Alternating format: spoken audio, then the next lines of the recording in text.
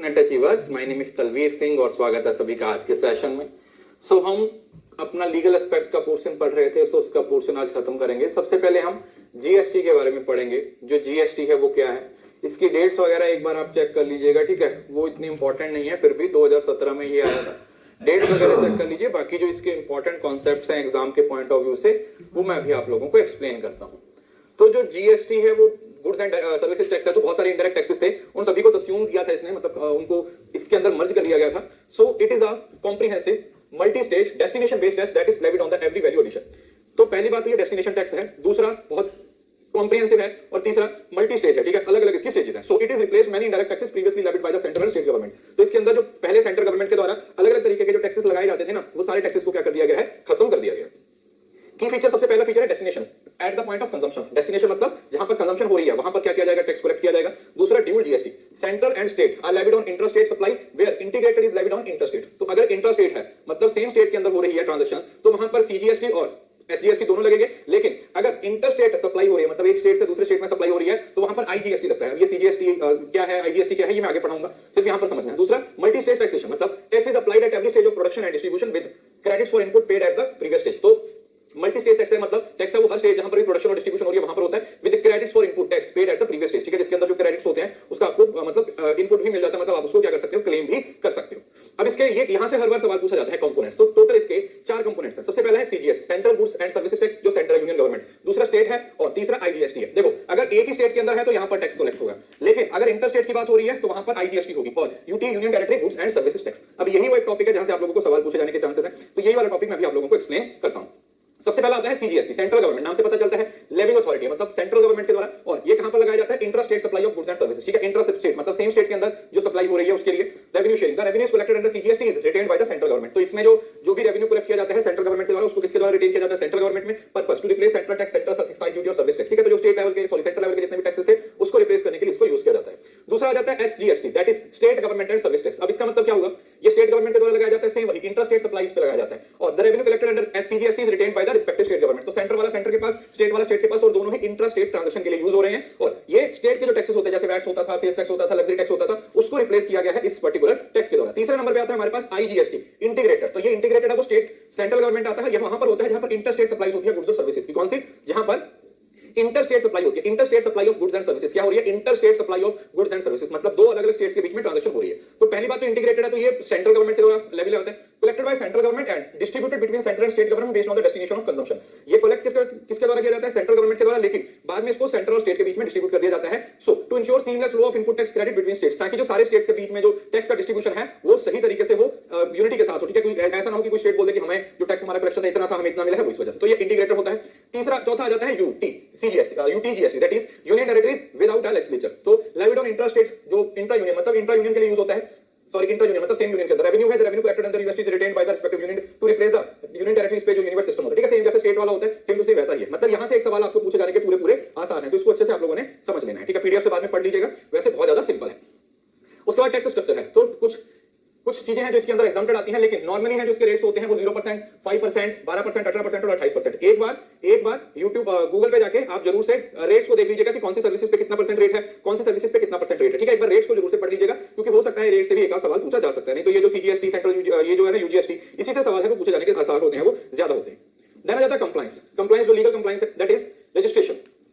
Business exceeding certain annual turnover must register for GST. अब इसमें ना पिछली बार जो उसके स्टेट्स के नाम दिए गए थे, मैंने आप लोगों को पीवाईक्यू में सारी लिस्ट दी है। पीवाईक्यू जो इस बार का हुआ था उसका पहला ही क्वेश्चन जीएसटी से रिलेटेड था, वो ड्रॉप हुआ था, लेकिन उसकी जो एक्सप्लेनेशन है ना, उस एक्सप्लेनेशन के अंदर मैंने सारे पॉइंट्स को क्या कर दिया, मेंशन कर दिया कि कहां पर ये 20 लाख है, कहां पर ये 40 लाख है। तो वो स्टेट्स के नाम जरूर से याद रखिएगा, क्योंकि पिछली बार तो वो क्वेश्चन ड्रॉप हुआ था, लेकिन इस बार पूछा जा सकता है। रिटर्न फाइलिंग, हर महीने आप लोगों को रिटर्न है वो फाइल करनी पड़ती है। Ensure input ITC claims are accurate and genuine. उसके बाद आप लोगों को अपने जो आईटीसी होते हैं, that is input tax credit, जितना जीएसटी आप क्लेम करते हो ना, जैसे आप बिजनेस के लिए कुछ परचेज कर रहे हो, एक्सपेंसेस कर रहे हो, तो उस पे आपको 18% का क्लेम मिल जाता है, मतलब चीजें सस्ती मिल जाती हैं, क्योंकि आप ऑलरेडी जीएसटी पे कर रहे हो तो सरकार को। अभी आईटीसी क्या है, that is input tax credit. Eligibility क्या है, देखो ITC can be claimed for the tax paid on input used in the supply of goods and services। तो बोला कि जो भी इनपुट आप यूज कर रहे हो, tax paid on the input, मतलब आप कोई गुड्स और सर्विसेज दे रहे हो, उसके लिए जो आप इनपुट लेके आ रहे हो, कोई भी आप लोगों का, उस पे जो आप मतलब टैक्स पे किया है उसको आप क्लेम कर सकते हो। लेकिन इसके लिए आपके पास प्रॉपर टैक्स इनवॉइस होना चाहिए, गुड्स सर्विसेज की रिसीप्ट होनी चाहिए, और आपने गवर्नमेंट को टैक्स भी पे किया हो, ठीक है। तभी आप अपना आईटीसी है वो क्लेम कर सकते हो, अदरवाइज आप अपना आईटीसी क्लेम नहीं कर सकते। देन आ जाता है इसका इंपैक्ट क्या है। देखो सबसे पहले तो सिंप्लीफिकेशन हो गया है इंडायरेक्ट टैक्स स्ट्रक्चर को, क्योंकि पहले बहुत सारे टैक्स होते थे, वैट होता था, ये फलाना ढिमकाना, बहुत सारे टैक्सेस होते थे, तो उन सभी को खत्म किया गया। कास्केडिंग, कास्केडिंग का मतलब पहले डबल टैक्सेशन का कांसेप्ट होता था। कास्केडिंग मतलब टैक्स पे टैक्स लग जाता है, जैसे कंपाउंड इंटरेस्ट होता है ना, तो कंपाउंड इंटरेस्ट की तरह कई बार टैक्स पे टैक्स लग जाता था, तो उसको क्या किया गया है, सेटल किया गया है। इंक्रीज ट्रांसपेरेंसी, डिजिटलाइजेशन हो गया है, इनवॉइस मैचिंग हो गया, और boost to export. Zero rating of export under GST provides relief to exporter. तो zero rating of export GST के अंडर है, वो एक्सपोर्टर्स को भी क्या करता है, एक सही सिस्टम प्रोवाइड करता है। Administration, GST council, apex body for decision making, comprise representative from central state government, मतलब जीएसटी काउंसिल बनाई गई है जो जीएसटी से रिलेटेड सारे मैटर्स के बारे में क्या करती है, रिपोर्ट करती है। और GSTN, goods and services network, digital platform GST implementation, और एक जीएसटीएन एक सर्विस नेटवर्क भी बनाया गया जिसका भी काम क्या है, जीएसटी। और आपको पता है कि अगर आपकी जो अर्निंग है वो 20 लाख से एक साल के अंदर या 40 लाख से ज्यादा होती है, तो उस केस में आपको जीएसटी की रिटर्न है वो हर महीने फाइल करनी पड़ती है। उसके लिए आप लोगों को जीएसटी का नंबर भी चाहिए होता है। क्लियर? चैलेंज, सबसे पहला तो जो स्मॉल बिजनेस है उसके लिए थोड़ा सा डिफिकल्ट है। Transition issue, initial implementation face challenge like IT structure और कंफ्यूजन ओवर रेट्स और प्रोसीजर, अलग-अलग रेट्स, कहीं पे 5% है, कहीं पे 12% है, कहीं पे 18% है ना, तो वो भी एक बड़ा इशू है। दूसरा rate rationalisation, ongoing process to adjust tax rate and classification for various goods and services. Social provision, composition scheme, simplified scheme for small tax payer with lower tax rates and fewer compliance requirement. Reverse charge mechanism, इसका मतलब the recipient of goods और services liable to pay GST instead of supply in certain cases. ठीक है, तो ये तो इसमें कुछ खास है नहीं। तो ये आप लोगों को मेन जो सवाल पूछे जाने के चांसेस हैं वो ये जो इसका मीनिंग वगैरह से पूछा जा सकता है, जो मैंने आपको लिमिट बताई है कि 40 लाख 20 लाख कहां पर आएगा, और उसके साथ साथ पिछली बार जो सवाल पूछा गया था वो यहां से पूछा गया था, आईजीएसटी सीजीएसटी। ठीक है, ये आप लोगों ने क्या करना है, याद रखना। उसके बाद आता है हमारे पास Indian contract act. Indian contract act के जो स्पेशल कॉन्ट्रैक्ट्स हैं, contracts of indemnity, guarantee, bailment, pledge, ठीक है, वो मैंने आपको पिछली क्लास में क्या कर दिए हैं, डिटेल में पढ़ा दिए हैं। तो भी हम पढ़ेंगे इंडियन कॉन्ट्रैक्ट एक्ट। तो पहले हिस्ट्री की बात करें तो जितने भी इंडिया के अंदर कॉन्ट्रैक्ट्स होते हैं उसको गवर्न करता है, और फोर्स में कब आया था, 1 सितंबर 1872 में, form the basis of all Indian commercial laws. ठीक है, और इंडिया के अंदर जितने भी कमर्शियल लॉज बने हुए हैं, जहां पर भी कॉन्ट्रैक्ट की बात होती है, उन सभी के अंदर बेसिकली इसकी जो प्रोविजंस है वो एप्लीकेबल होती हैं। सो अगर हिस्ट्री की बात करें, so drafted by the third law commission chaired by sir James Fitz James Stephen. ठीक है, इस बंदे का नाम याद रखिएगा, sir James Fitz Stephen. Influenced by the English contract act है, तो इंग्लिश कॉन्ट्रैक्ट की जो प्रोविजंस है ना वो कहीं ना कहीं इसको क्या करती है, इंपैक्ट करती है, उसका इस पे असर हो रहा है। Enacted to provide a comprehensive legal framework for contractual relationship in India. तो इंडिया के अंदर जो भी कॉन्ट्रैक्ट्स वगैरह होते हैं ना, जितने भी एग्रीमेंट्स होते हैं, उन सभी को इस पे इसकी प्रोविजंस एप्लीकेबल होती है। बात आती है एग्रीमेंट और कॉन्ट्रैक्ट की। एग्रीमेंट का मतलब क्या होता है, एग्रीमेंट है उसका सेक्शन कौन सा है, 2E। एग्रीमेंट को 2E, 2E है तो इसे याद रखिएगा, E में डिफाइन किया गया है every promise and every set of promise forming consideration for each other, not all agreements are contracts. Contract agreement का मतलब क्या होगा कि हर तरीके का प्रॉमिस जो किसी तरीके की कंसीडरेशन की डिमांड करता है। मतलब एक एग्रीमेंट, मतलब आप ऑफर कर दे रहे हो किसी को प्रॉमिस, प्रॉमिस के बाद ऑफर, और ऑफर एंड एक्सेप्टेंस, मतलब आपने किसी के साथ प्रॉमिस किया, प्रॉमिस के बाद आपने ऑफर किया और सामने वाले ने एक्सेप्ट कर लिया, दैट इज एग्रीमेंट। और इसी को जब हम लीगली इन्फोर्स कर देते हैं 2H के अंदर, an agreement enforceable by law, all contracts are agreement but all agreements are not contracts. मतलब देखो, कॉन्ट्रैक्ट के लिए एग्रीमेंट तो होना जरूरी है, वही आप प्रॉमिस कर रहे हो, ऑफर एंड एक्सेप्टेंस है, लेकिन अगर उसके अंदर लीगल कंसीडरेशन नहीं है तो फिर वो एग्रीमेंट ही रहेगा, वो कॉन्ट्रैक्ट नहीं बनेगा। जब बीकॉम में तो आपको ये वाला सवाल पूछा जाता था, all contracts are agreement but not all agreements are contract. ठीक है, तो इस वजह से अब बेसिक डिफरेंस क्या है, देखो इन्फोर्सेबिलिटी, एग्रीमेंट है इसको जरूरी नहीं है कि लॉ के द्वारा इन्फोर्स किया जाए, लेकिन कॉन्ट्रैक्ट है, it is compulsory to enforceable by the law. Then आ जाता है legal obligation. What is the meaning of legal obligation, agreement may not create legal obligation. तो एग्रीमेंट के अंदर तो किसी तरीके की लीगल ऑब्लिगेशन नहीं होती है, लेकिन कॉन्ट्रैक्ट है create legal obligation between parties. ठीक है, तो जो भी दो पार्टीज के बीच में कॉन्ट्रैक्ट हो रहा है तो उनके बीच में एक लीगल ऑब्लिगेशन है, उसका जन्म होता है। लीगल फॉर्मेलिटीज, एग्रीमेंट मे और may not require formalities, contract है इसके अंदर सर्टेन कुछ जैसे होता है ना वैलिड, कुछ वैलिड कंडीशंस होती हैं आपको एग्रीमेंट में, अभी मैं आपको पढ़ाने वाला हूं, जो फॉलो करनी आप लोगों के लिए क्या होती है, it is compulsory to follow them. ठीक है, आपको उनको क्या करना पड़ता है, फॉलो करना पड़ता है। ये वाला elements of a valid contract, मतलब हम एक कॉन्ट्रैक्ट को वैलिड कब मानते हैं, सबसे पहले तो offer and acceptance, a clear and definite offer bye one party, एक पार्टी ऑफर करेगी और दूसरी विदाउट एनी प्रेशर उसको क्या करेगी, एक्सेप्ट करेगी। So unconditional acceptance by the offer और बाय द अदर पार्टी, मतलब आपने ऑफर किया और दूसरी पार्टी है उसने उसको क्या कर लिया, एक्सेप्ट किया विदाउट एनी कंडीशन, मतलब without any forcement. Intention to create a legal, parties must intend to enter into a legal binding agreement, और एग्री कॉन्ट्रैक्ट है तो पार्टीज है वो एक लीगल कॉन्ट्रैक्ट में एंटर होना चाहती हैं। कंसीडरेशन है, मतलब जो समथिंग रिटर्न है, value exchange between the parties, consideration must be lawful. ठीक है, कुछ ऐसा सुपारी टाइप नहीं होना चाहिए, फिरौती टाइप नहीं होना चाहिए, लीगल कंसीडरेशन होनी कंपल्सरी है। देन आ जाता है कैपेसिटी टू पार्टीज, मतलब parties must be competent to contract, मतलब पार्टीज हैं वो उनकी लीगल एज होनी चाहिए, मतलब वो कॉन्ट्रैक्ट है तो 18 साल से ज्यादा उम्र होनी चाहिए, साउंड माइंड का होना चाहिए, और किसी भी लॉ के द्वारा डिस्क्वालीफाइड ना किया हो, किसी भी लॉ के द्वारा डिस्क्वालीफाइड ना किया हो। उसके बाद आता है फ्री कंसेंट, कि सामने वाले की जो कंसेंट है ना मस्ट बी फ्री फ्रॉम कोर्सन, किसी को फोर्स करके किसी पे कोई प्रेशर डाल के आपने उसकी कंसेंट ना ली हो। लॉफुल ऑब्जेक्ट, कि जो भी आपका कॉन्ट्रैक्ट है ना, जो ऑब्जेक्ट है वो लॉफुल है और उसको मतलब लॉ के द्वारा उसको ऑथराइज किया है, मतलब लॉ के अंदर आप उस चीज के लिए कॉन्ट्रैक्ट कर सकते हो, है ना। जैसे आप किसी के कत्ल करने के लिए किसी के साथ कॉन्ट्रैक्ट नहीं कर सकते, तो वो इलीगल हो जाएगा, वो लॉफुल नहीं है। नॉट डिक्लेयर्ड वाइड, बहुत सारी चीजें हैं जो लॉ के द्वारा या कॉन्ट्रैक्ट के द्वारा वाइड, वाइड का मतलब जिसको इंप्लीमेंट नहीं किया जा सकता, एक्सप्रेसली वाइड है तो उसमें भी आप नहीं कर सकते। Then certainty and possibility of performance, जो भी आप आपस में डील कर रहे हो, जो भी परफॉर्मेंस है वो पॉसिबल होनी चाहिए। Terms of the contract must be clear and the performance of contract must be possible, और ये जरूरी है कि जो होने वाली है contract must be clear and certain, the performance of contract must be possible, और जो परफॉर्मेंस होनी चाहिए वो एकदम से क्या होनी चाहिए, मस्ट होनी चाहिए, कंपल्सरी होनी चाहिए। लीगल फॉर्मेलिटीज, ठीक है, उसके अंदर की भाई राइटिंग में भी हो सकता है, वैसे ओरल भी हो सकता है, रजिस्ट्रेशन करवानी by the requirement of law. ठीक है, अगर लॉ के अंदर उन सब चीजों के बारे में लिखा हुआ है तो आपको उन सब चीजों को क्या करना पड़ेगा, फॉलो करना पड़ेगा। अब आता है कैपेसिटी ऑफ पार्टीज कि भैया जो पार्टीज एग्रीमेंट में एंटर होनी चाहती हैं क्या वो कॉम्पिटेंट हैं या नहीं, are they competent or not. Competency to contract defined under section 11, parties must be competent to enter into contract. मतलब कॉन्ट्रैक्ट एक्ट के अंदर कुछ पॉइंट्स लिखे हुए हैं कि कौन बंदा कॉन्ट्रैक्ट कर सकता है कौन नहीं कर सकता। एज ऑफ मेजॉरिटी, सबसे पहले तो अटेनमेंट ऑफ मेजॉरिटी होनी चाहिए। मेजॉरिटी का मतलब है कि वो बंदा अडल्ट होना चाहिए, 18 साल से ज्यादा होनी चाहिए। अगर 18 साल से कम उम्र है as per Indian majority act 1875, अगर उम्र 18 साल से कम है तो आप किसी भी कॉन्ट्रैक्ट में एंटर नहीं हो सकते, तो आप उस केस में किसी भी कॉन्ट्रैक्ट में एंटर नहीं हो सकते। देना जाता है पर्सन साउंड माइंड का होना चाहिए। साउंड माइंड का मतलब समझ रहे हो ना, उसका माइंड है वो सही हो, उस टाइम पे जब कॉन्ट्रैक्ट किया है उस टाइम पे उसका माइंड है वो स्टेबल होना चाहिए, रैशनल होना चाहिए। A person is considered to be sound mind if they can understand the contract and form a rational judgement. जब वो अंडरस्टैंड कर सकते हैं कॉन्ट्रैक्ट को और उसके प्रति अपनी एक रैशनल जजमेंट दे सकते हैं। Not disqualified by the law, law के द्वारा उसको डिस्क्वालीफाइड ना घोषित किया हो। जैसे parties must not disqualified from contracting by any law to which they are subject, includes person such as insolvent, ना तो इंसॉल्वेंट हो, कन्विक्ट नहीं होने चाहिए, या foreign servants and investors subject to specific condition. ठीक है जी, तो ये लोग हैं वो पार्टीज टू कॉन्ट्रैक्ट नहीं हो सकते। उसके बाद माइनर, देखो माइनर कॉन्ट्रैक्ट में एंटर नहीं हो सकता, वाइड भी इशू होता है, मतलब starting minor can not ratify a contract upon reaching the age of maturity. जैसे अगर आपने माइनर के साथ कॉन्ट्रैक्ट किया है तो कल को वो मुकर जाता है तो आपकी गलती है। दूसरा, माइनर ने अपनी माइनर एज में कॉन्ट्रैक्ट किया तो कल को मेजर हो गया है तो वो चाहेगा कि इसको मैं रेटिफाई कर दूं, यही कॉन्ट्रैक्ट कंटिन्यू है, तो वो भी पॉसिबल नहीं होता। Person of unsound mind, unsound mind का मतलब है जिसका माइंड है उस टाइम पे सही नहीं है, तो उसके साथ अगर कॉन्ट्रैक्ट किया है तो वो वाइड आएगा। इसके अंदर लुनेटिक, शराबी, इडियट्स, बेवकूफ और person under the influence of intoxication, जो शराबी लोग होते हैं उनके साथ कॉन्ट्रैक्ट करोगे तो वो आप लोगों का वाइड भी इशू हो जाएगा। डिस्क्वालीफाइड, कोई एलियन एनिमीज हो गया आपका, कोई फॉरेन सर्वेंट्स हो गया और इंसॉल्वेंट इंडिविजुअल्स, ठीक है, तो ये नॉर्मल होता है। Guardians and trustee, contract entered by guardian और trustee on the behalf of minors and wards are valid if they are within the scope of their authority and in the interest of the minor. अगर कोई minor के behalf पे उसका guardian या उसके family member या उसके parents कोई कॉन्ट्रैक्ट करते हैं तो वो वैलिड है, अगर वो कुछ कंडीशंस को फॉलो करे और वो माइनर के फेवर में है। अगर वो माइनर के फेवर में नहीं है फिर नहीं। देन आ जाता corporation and companies. Corporation and companies can contract through their authorised representative, must comply with the provision of companies act and other relevant laws. ठीक है, जो भी कंपनीज एक्ट की प्रोविजंस हैं या अदर रेलेवेंट लॉज हैं उन सभी चीजों को क्या किया जा सकता है, फॉलो करना जरूरी है। ठीक है, तो ये किस केस में आएगा, this is under the case of corporation and companies. तो कॉर्पोरेशन एंड कंपनीज के केस में ये सब चीजें क्या है, हो सकती हैं।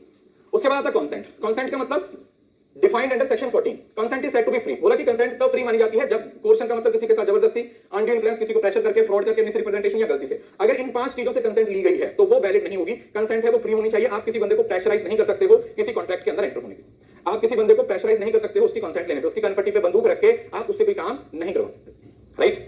सो पहले समझते हैं पोर्शन, इसके सेक्शन जरूरी है, याद रखिएगा। सेक्शन 15 है, जो सेक्शन 15 है वो पोर्शन को डिफाइन करता है। Committing or threatening to commit any act of forbidden by the Indian penal code, किसी को आप जबरदस्ती डरा धमका के कोई काम करवा रहे हो। Unlawful detaining or threatening to detain any property, portion renders to the contract voidable at the option of party whose consent was okay. और जब कंसेंट फ्री नहीं होती ना तो उस केस में जो कॉन्ट्रैक्ट होता है ना वो वाइडेबल होता है। वाइडेबल का मतलब क्या होगा, एग्रीड पार्टी, एग्रीड पार्टी किसको बोलते हैं, जिसकी कंसेंट जानबूझ के धोखे से ली गई है। तो एग्रीड पार्टी अपनी ऑप्शन पे उस कॉन्ट्रैक्ट को वाइड भी घोषित कर सकती है और उसको वैलिड भी बना सकती है। तो वाइडेबल है, मतलब अगर उसको लगता है कि मेरे को इसको वाइड करना है, मेरे साथ धोखा हुआ है, तो वाइड भी कर सकते हैं, लेकिन वो उसको वाइडेबल भी घोषित कर सकते हैं।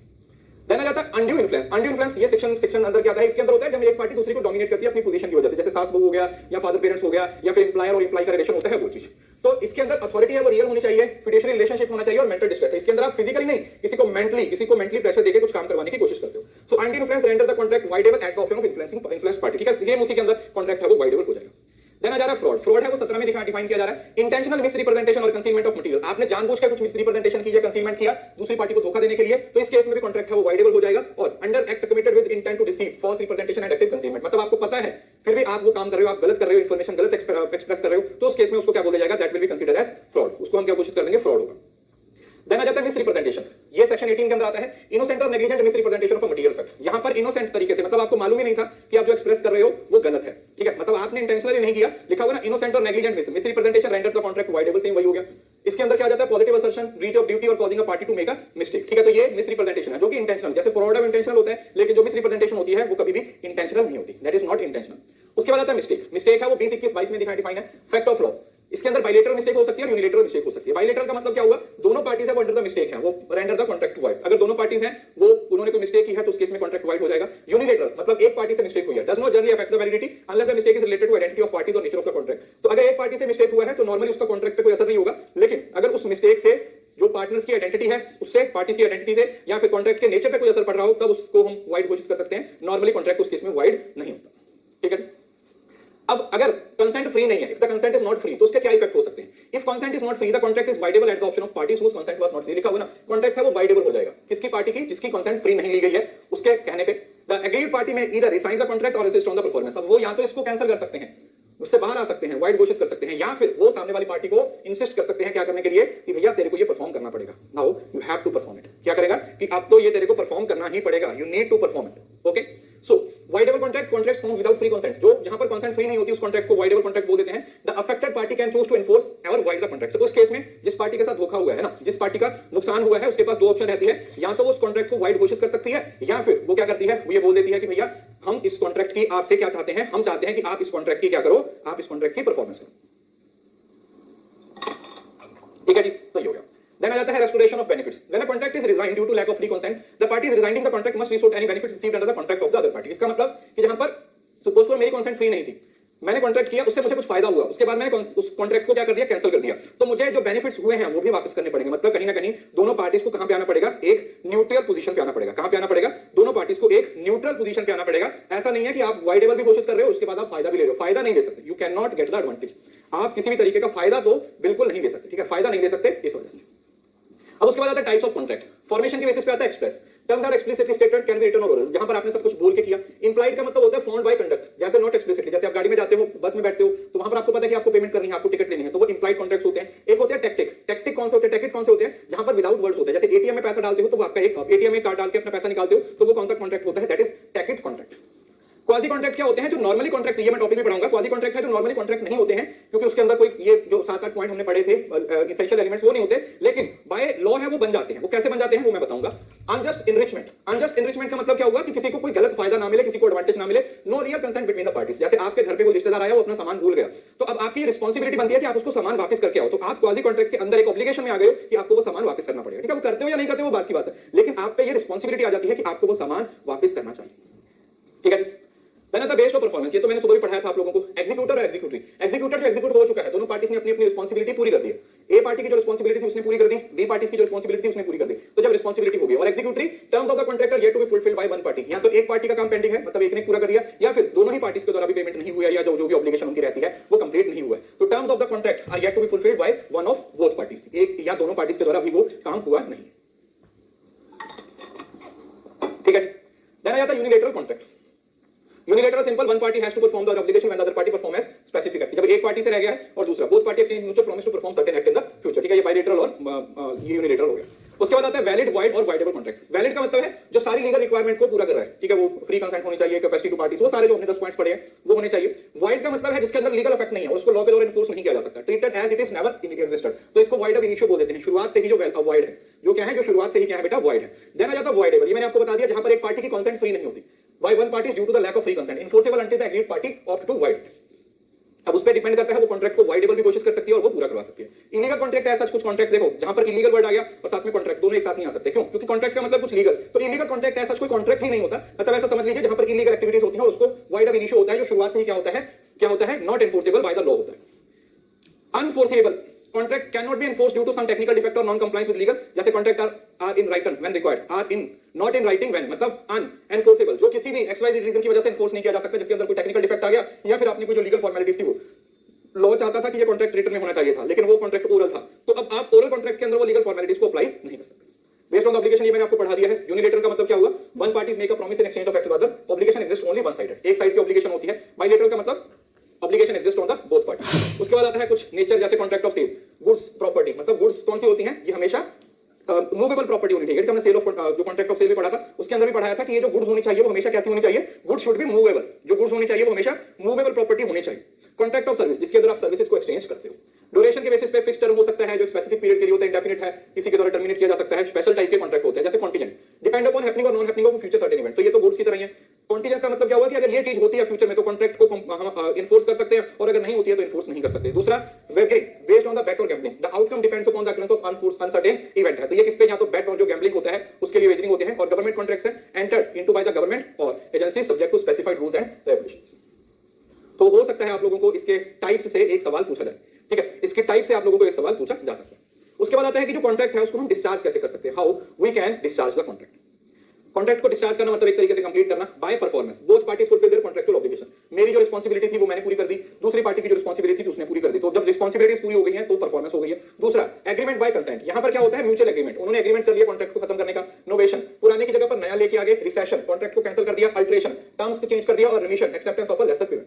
अब इन सभी टर्म्स को मैं बता दे रहा हूं। पहला नोवेशन, आपने पुराना कॉन्ट्रैक्ट तोड़ के नया बना लिया तो नए कॉन्ट्रैक्ट की जो टर्म्स है वो पुराने वाले को खत्म कर दी। रिसेशन, रिसेशन का मतलब कैंसिल कर दिया। अल्टरेशन का मतलब है कि जो सब्जेक्टल अल्टरेशन कर दिया जिसकी वजह से कंडीशन चेंज हो गई है। और रिमिशन का मतलब होता है जैसे फुल सेटलमेंट की बात करते हैं, ठीक है, कॉन्ट्रैक्ट में 10,000 की पेमेंट करनी थी, किसी ने बोला यार 8,000 देके रफा दफा करते हैं, तो 8,000 देके रफा दफा करवाने वाला काम हो जाएगा रिमिशन। देन आ सकता है by impossibility or frustration, performance become impossible due to unforeseen events, contract is automatically discharge, ठीक है। तो अगर परफॉर्मेंस है वो पॉसिबल ही नहीं है, ठीक है, किसी आपने कॉन्ट्रैक्ट किया किसी बंदे के साथ, आप सपोज करो आप एक पब्लिशर हो, एक बंदे ने आपके साथ कॉन्ट्रैक्ट किया कि मैं तुम्हारे लिए बुक लिखूंगा, तो आपने बुक पब्लिश करोगे, तो बोला ठीक है, और जैसे इस कॉन्ट्रैक्ट करके गया रास्ते में उसकी गाड़ी का एक्सीडेंट हो गया, उसकी डेथ हो गई, तो अब वो किसी तरीके से वापस आके थोड़ी ना आपके लिए किताब लिखेगा। तो जब उसकी डेथ हो गई तो इसको बोलते हैं हम by impossibility, by lapse of time.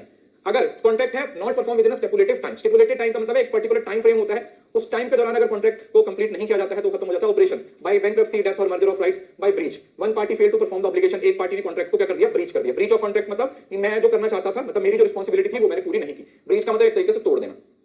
तो ब्रीच दो तरीके की हो सकती है, एक्चुअल हो सकती है एंटीसिपेटरी। एक्चुअल का मतलब है ऑन द ड्यू डेट और ड्यूरिंग द परफॉर्मेंस। एक्चुअल का मतलब है किसी उसी दिन जाके मैंने मना कर दिया जिस दिन मैं करना, मतलब किसी को मैंने 1 तारीख को पेमेंट करनी थी और 1 को मैंने जाके मना कर दिया, दैट इज एक्चुअल। और एंटीसिपेटरी का मतलब होता है जब मैं 25 तारीख को बता दूं कि मैं पेमेंट नहीं करने वाला, सो जहां पर ऑब्लिगेशन ड्यू है वहां पर अगर उसी डेट को बोला तो एक्चुअल ब्रीच है, और अगर उससे पहले बता दिया आप लोगों ने तो वो कौन सी ब्रीच हो जाएगी, that will be known as anticipatory breach. उस ब्रीच को क्या नाम दे दिया जाता है, उस ब्रीच को नाम दिया जाता है बेटा एंटीसिपेटरी ब्रीच। एंटीसिपेटरी ब्रीच है उसका नाम दिया जाता है।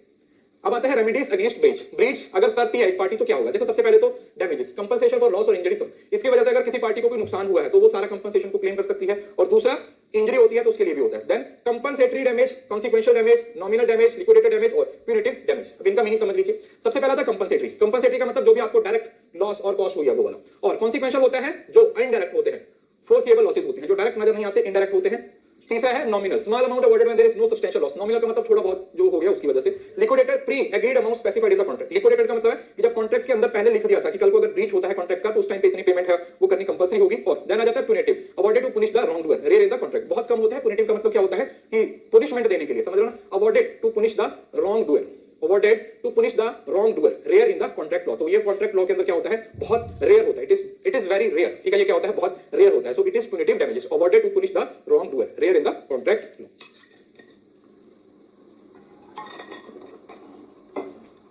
उसके बाद आता है specific performance, court order the breaching parties to perform their obligation as per the contract। अब आपके साथ कोई फ्रॉड हुआ तो आप कोर्ट में जाओगे तो कोर्ट ऑफ सेकंड पार्टी जिसने फ्रॉड किया उसको बोलेगी क्या करने के लिए कि तुम्हें ये परफॉर्म करना पड़ेगा। Injunction, court order to prevent a party from doing something that breach the contract. Injunction का मतलब होता है प्रिवेंट करना, कुछ ऐसा करना जिससे कॉन्ट्रैक्ट ब्रीच होता है, उसको इंजंक्शन बोल देते हैं, उससे रोकने को। देन रिसिशन, कॉन्ट्रैक्ट को कैंसिल कर दिया जाता है, ओरिजिनल पोजीशन पे पार्टीज हैं वो दोबारा आ जाती हैं। देन आ जाता है restitution, returning any benefits under the contract, ठीक है, अगर किसी पार्टी को फायदा हुआ है तो उसको रिटर्न करना पड़ेगा, मतलब न्यूट्रल पोजीशन पे आना पड़ेगा। और quantum merit, payment for the value of work done और service rendered when contract is terminated prematurely. अगर कॉन्ट्रैक्ट है वो प्रीमेच्योरली टर्मिनेट हो जाता है, अगर कॉन्ट्रैक्ट है वो प्रीमेच्योरली टर्मिनेट हो जाता है तो जो भी काम या सर्विसेज उस पर्टिकुलर टाइम के दौरान दी गई हैं उनके लिए पेमेंट फॉर द वैल्यू होनी चाहिए, ठीक है, उसकी पेमेंट करना, दैट इज क्वांटम मेरिट। अब ये भी आप लोगों के पेपर में एक बार, मतलब जितना काम हुआ उसकी पेमेंट, ठीक है, समझ रहे हो ना, जितना काम हो चुका है उसकी पेमेंट तो करनी ही पड़ेगी ना, तो दैट इज क्वांटम मेरिट, ठीक है।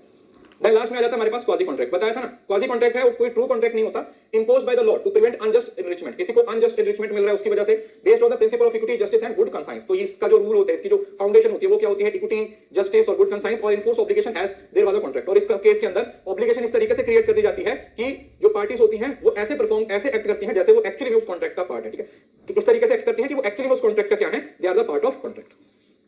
पहला क्या फीचर्स है, नो रियल एग्रीमेंट, कोई म्यूचुअल कंसेंट एग्रीमेंट नहीं होता है, लॉ के द्वारा इंपोज किया जाता है। दूसरा obligation, obligation arise from the conduct not from a mutual agreement. Prevention of unjust enrichment, aim to preventing one party from being unjustly enriched at the expense of other, कि एक party का नुकसान हो रहा है, उस नुकसान की वजह से दूसरी पार्टी को नीडेड, मतलब जिसकी जरूरत भी नहीं थी उसको फायदा हो रहा है, उसको रोकना। तो इससे कई बार सवाल पूछा गया है, इसका सेक्शन याद रखने आप लोगों ने। सबसे पहले 68 है सप्लाई ऑफ नेसेसिटी, 68 है नेसेसरी। इसका मतलब when a person incapable of contracting such as minor is supplied with necessary suitable for their condition, the supplier is entitled to be reimbursed from the property of income. मतलब एक कोई minor है, वो उसको कोई बंदा क्या कर रहा है, उसकी जीने के जो सामान है वो दे रहा है, तो एक पर्टिकुलर टाइम के बाद वो सारी चीजों को रिकवर कर सकते हैं, ठीक है, किससे, उसकी पर्सनल प्रॉपर्टी से भी कर सकता है। इनकैपेबल मतलब जो कैपेबल नहीं है कॉन्ट्रैक्ट करने का। दूसरा payment by the interested party, when a person pay money on behalf of another person who is bound to pay, the payer is entitled to be reimbursed by the person who was bound to pay. जैसे अभी देखो, जैसे आपने कहीं से ठेके पे जमीन ले रखी है और वो जमीन पे कोई लीगल खर्चा आ गया और वो जो आपका ओनर है वो खर्चा करने के लिए तैयार नहीं है, तो वो खर्चा आप कर दे रहे हो क्योंकि आपको उस जमीन की जरूरत है, तो उस केस में वो खर्चा बाद में आप अपने ओनर से रिकवर कर लोगे। Obligation to pay for non gracious act, non gracious का मतलब हुआ when a person lawfully does anything to another person और deliver anything to another person not intending to do so graciously and the other person enjoys the benefit, the beneficiary must compensate and restore। मतलब